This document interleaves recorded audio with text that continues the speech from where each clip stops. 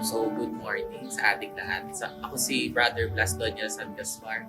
I am currently the content writer's head of the Turumba Media Ministry, which is the official social communications ministry of the parish of St. Peter Falcantara and the Diocesan Shrine of Our Lady of Sorrows of Turumba. Turumba. Yung Turumba is yung image ng mahal na birhen. So, yung Turumba is a word galing daw sa Spanish-Portuguese na tarumba na ibig sabihin daw ay nahihibang o nawawala sa sarili. Ginamit siya to describe yung joy na naranasan ng mga tao nung makita yung original painting ng mahal na birhen sa pampang ng Laguna de Bay. So, konting background lang.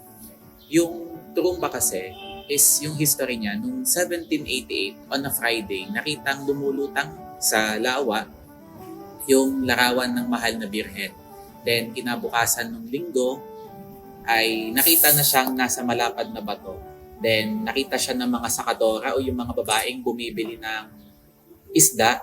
Then, pagkakita nila dun sa painting, nagtataka sila kasi hindi nila mabuhat na kahit si Marianga na sinasabing pinakamalakas na babae sa Pakil, hindi niya mabuhat. So, dahil doon, nagpunta sila sa simbahan ng Pakil at ipinagbigay alam sa kura paroko na si Padre Miguel Soriano. Then nagpunta sila doon sa pampang ng Laguna de Bay. Then nagdasal ng konti yung pare. Then nabuhat na yung image.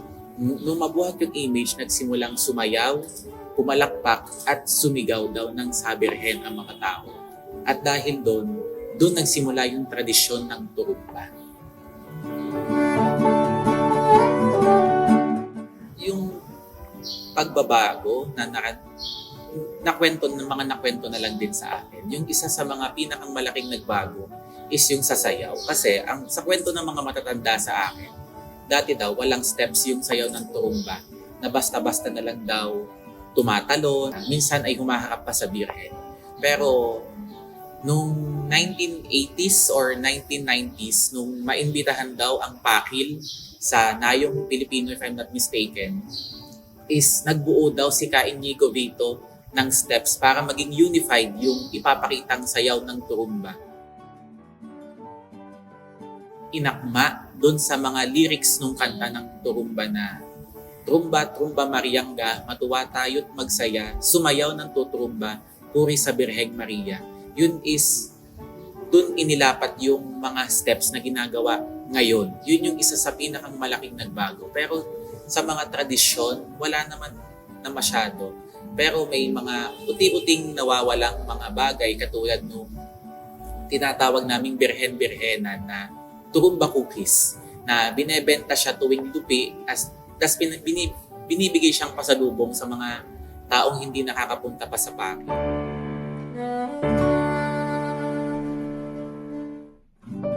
Mga tradisyon na nakapalibot sa debosyon sa Turumba is yung, syempre, yung pagpupunta sa Pakil para magsimba at magprosesyon. Then, yung iba umaahon pa sa bundok ng Pingas. Then, yung paliligo sa Panghulo. Yung ginagawa ng iba, bago sila magpunta ng simbahan, is nagpupunta sila sa swimming pool or dun sa tinatawag naming Turumba pool. Sa paniniwala nila, sila ay gumagaling sa mga sakit nila pag sila ay lumublob ng 7 beses. Then, yung konting background lang din doon, na-associate siya sa Turumba dahil daw sa isang gabing maliwanag ang buwan, nakita daw ang birhen na naglalakad daw doon sa tubig. Then, nung magpuntas daw sila sa altar, nakita daw nilang basa yung damit ng birhen. Then, simula nun, na-associate na siya sa mga himala dahil sa mahal na birhen. Then yung sunod doon is yung pag-akyat sa bundok ng Pingas. Yung mga deboto, after nilang maligo or bago sila magpunta ng simbahan, umaakyat sila ng bundok bilang bahagi na rin ng pamamanata sa mahal na birhen ng Turumba. Then yung pinakang last, syempre, is dumadalo sila sa misa para sa araw na yon. Then after ng misa, syempre, yung posisyon ng Turumba na sa paniniwala nila, sila ay gagaling dahil sa kanilang pagsama sa posisyon.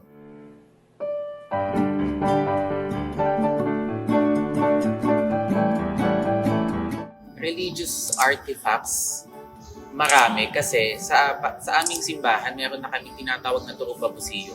Doon halos lahat nakalagay na yung mga gamit ng Birhen simula sa pinakang luma niyang damit, sa mga luma niyang alahas, nandun na lahat. Then yung iba naman, meron mga personal archives yung aming mga parishioners, meron sila mga old pictures, mga libro.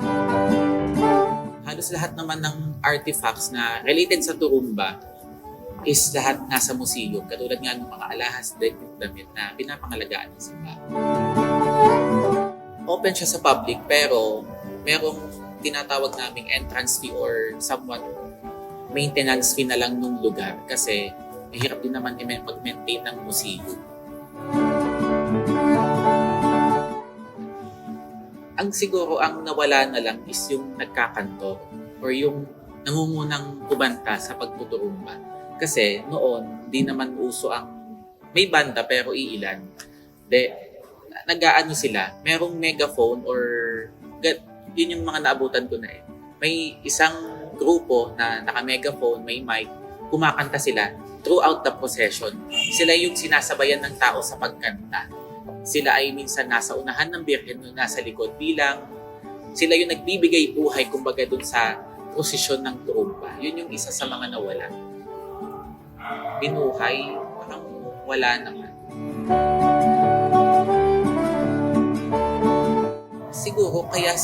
Kaya din siguro nawala kasi matatanda na yung kumakanta. Then wala na masyadong umaako nung ganun. And sa ngayon, mahirap na siyang gawin kasi laging ang daming tao, hindi mo na alam kung saan ka pwesto. Katulad nun, kung matatanda yung kakanta or isang grupo sila na may dalang megaphone or may isang set pa ng generator and battery, mahirap nang pumesto sa posisyon. Kaya siguro isa din yung sa dahilan kung ba't nawala. Napakalaki ng naiaambag ng mahal na Birhen ng Turumba sa social context ng Pakil. Katulad nung nabanggit sa akin na hindi mabubuo ang Pakil kung wala ang simbahan. Tunay siya kasi walang magiging dahilan ng tao para magpunta sa Pakil kung hindi dahil sa mahal na Birhen ng Turumba. Katulad nung mga pumupunta dahil lang may kahilingan sila, ang laki nung nagagawa niya para sa simbahan at gayon din sa tourism ng Pakil. Na syempre, pag pupunta sila sa simbahan, magtatanong-tanong sila kung saan pa pwedeng pumunta. Syempre, una namin isasuggest sa kanila is yung mga related sa Turumba, katulad ng Turumba Swimming Pool. Yung Turumba Swimming Pool ngayon is nasa pangangalaga na siya ng pamahalaang bayan.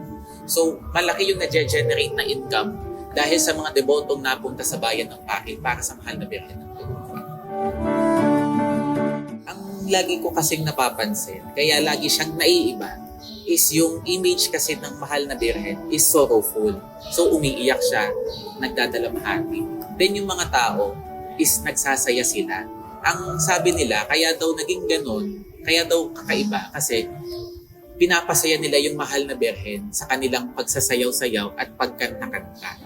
Yun yung nagiging kakaiba kasi sa iba, pag kumakanta sila sa posisyon, solemn lang, nagdadasal, ganun. Pero sa Pakil, pag kumakanta sila, is sumasayaw na din. Yun yung nagiging kakaiba sa tradisyon ng Turumba sa Pakil. Nakakatulong siya kasi may mga times na pag nagpapagawa ng bahay yung isa, ang ginagawa nila, nagre-regalo sila ng Turumba. Then, yung Turumba na yun is nagiging subject of devotion ng pamilya. Doon sila nag-o-offer na rosaries, minsan din ng mga novena. Yun yung nakakatuwa doon. Then, ang isa pa sa napapansin ko, tuwing may malalaking gatherings ng Turumba, katulad yung September namin na Turumba, yung Domingo de Dolores, pamilya nagpapagawa ng t-shirt. Kanya-kanya sila ng design, kumbaga nagiging pagandahan. Yung iba naman, kahit hindi sila magpagawa ng t-shirt, nagpapagawa sila ng souvenirs na ipinapamigay sa mga deboto katulad ng pamaypay, ng panyo, ng ref magnets, and kahit ano pang religious paraphernalia.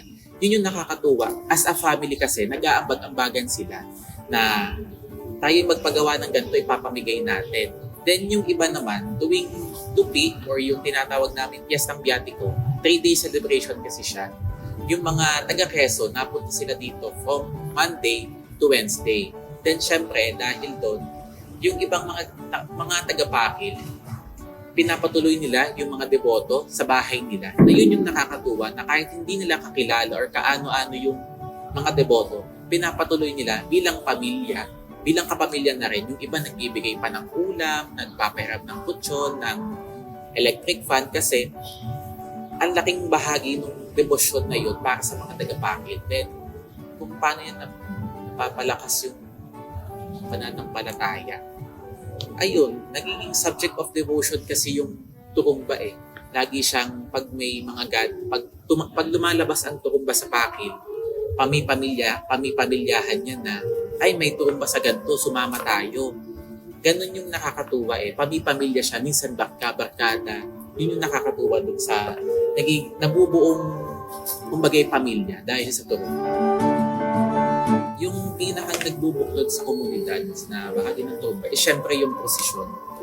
Katulad nung nabanggit ko kanina na pamilya yung nagsasama-sama sa prosesyon, yun yung nakakatuwa kasi doon na yung iba, pag nalaman nilang may turumba na malapit sa kanila, kahit na after work, napunta sila kasi makikipagkita sa kaibigan, sa pamilya, na gumagawa sila ng paraan para makasama sa turumba kasi nakalakihan na nila yung tradisyon na pagtuturumba. Yun yung nakakatuwa doon.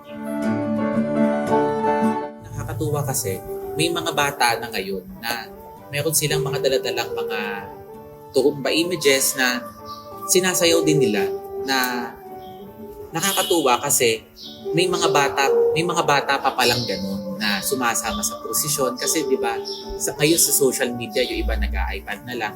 Yun yung nakakatuwa pag nalaman nilang may turumba kahit may pasok minsan hindi sila pumapasok makasama lang sa turumba. Then yung sa mga matatanda naman sinasamahan nila yung bata na tinutulungan nila doon sa pagdedebosyon sa mahal na birhen ng turumba na nakakatuwa siya kasi pinapasa nila yung debosyon na kumbagay naman na rin nila sa magulang nila na pinagpapatuloy na ng mga bata. Then, yung iba't iba kasing samahan sa simbahan, mostly may mga samahan na para sa mga kabataan lang, yung iba naman mga matatanda. Yung mga bata minsan nasa social, yung sa Socom, yung iba naman sa Kristan. Then yung mga matatanda naman, mostly sila yung mga gumaganap ng mga turumba dancers o yung mga nangunguna sa posisyon para may tularan yung mga tao sa pagsasayaw.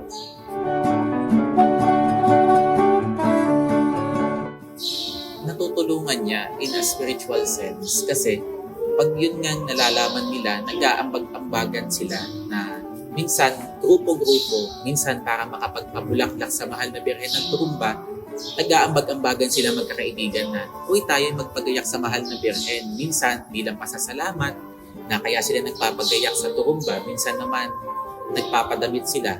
Yun yung nagbubuklod-buklod sa kanila bilang magkaibigan o bilang pamilya na bilang pasasalamat sa mahal na birhen sa lahat ng biyayang natatanggap nila. Yun yung pasasalamat nila sa mahal na birhen. Nagbibigay sila ng damit at nagpapabulaklak din sila. Ano kasi siya yung sa pagpapadamit, matagal na siyang ginagawa na bilang pasasalamat nga sa mahal na birhen, nagpapadamit sila. Katulad nung, ito yung pinakang alam kong kwento na patungkol sa pagpapadamit. Meron kasing iba yung may sakit na mahal na birhen, pagalingin nyo lang po ako, magbibigay ko ako ng damit sa inyo. After nilang gumaling, nagpupunta sa pakil, magbibigay sila ng damit. Pero matagal na siya Yung iba naman, pupunta sa mananahe, pwede nyo po bang ipagtahi ng damit ng mahal na birhen? Kasi po, nagkaanak na ako, gumaling ako. Yun yung nagiging istorya dun sa pagpapadamit na hanggang ngayon, yung iba dahil pumasa sa bar exam, yung iba naman dahil naging cum laude, bumabalik sila sa pakil para magpasalamat sa mahal na birhen. At dahil doon, yung iba nagbibigay pa ng alahas. Yun yung isa sa mga pinakandumang ginagawa na bilang pasasalamat sa patron o sa mahal na birhen, nagbibigay sila ng family heirloom na alahas. Meron akong alam, this coming months, magbibigay siya ng damit kasi nag-graduate siya as cum laude na ang laking pasasalamat daw niya sa mahal na birhen dahil doon na hindi daw niya kakayanin kung walang panalangin or walang tulong ng mahal na Birhen ng Turumba.